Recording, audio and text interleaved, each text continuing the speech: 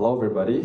My name is Frank, and I'm building LongeVita. So we all have our biological age, and we all have our physiological age, and all of our parts of our body actually age at a different rate, right? So, and you all of you know how old you are, but do you know how old your body really is?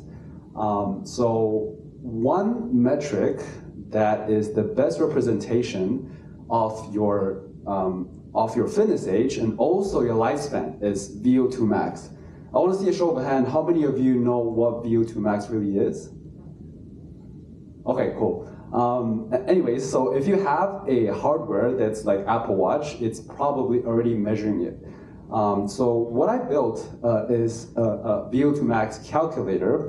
So if you don't have a hardware or Apple Watch, you can measure your VO2 max through the phone. So I'm going to show you. So right now, my phone, the light has light up, and also the camera is taking the feed. And then if I put my finger there, cool, it's going to measure my heart rate. Yeah. So your VO2 max is highly correlated with your resting heart rate. So what it will do is that after measuring your heart rate, it will turn into an algorithm and give you an estimate of what your VO2 max really is. I'm still building the algorithm. After measuring. But anyways, I'm still building the algorithm, but at the end, it will tell you what your VO2 max is. So let's say my VO2 max is 55.8. This is actually true. And my age is 25. And if I hit calculate, it's going to give you all different types of insights of what it means. So for me, I'm in the top 1.66% for my age group. And my estimated fitness age is 21.8. So I'm actually 3 years younger than I'm actually in my age.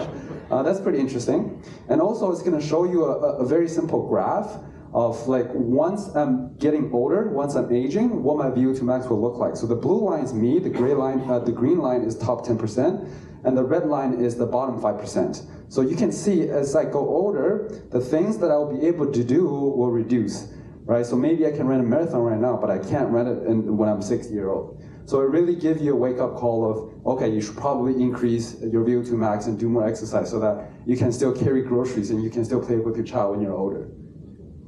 And here are some random facts. Like for example, if you increase your VO2 max by 1 unit, okay, you can survive 45 more days. But yeah, this is my demo. Yeah, let me know if you have any questions. Woo!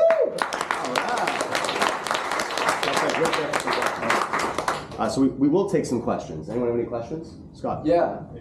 Super cool, love it. The question is, did you make progress on any of this today specifically, or yeah? Yeah, I was trying to make the algorithm work. So basically, after detecting a heart rate, I want to turn it into a VO2, but I didn't make it work today. It's okay. That's all right. Nice, that's awesome. Sweet, give it a shot. Any other ones? Any other questions? Yeah, I'm probably going to ask this to everybody, but how does AI play a role in your actual algorithm? It doesn't. Any more questions? Yeah. So you put the finger on the camera, like basically a point blank. Yes, exactly. What is that detecting? It's using a technology called PPG, so it's basically sending light to your finger.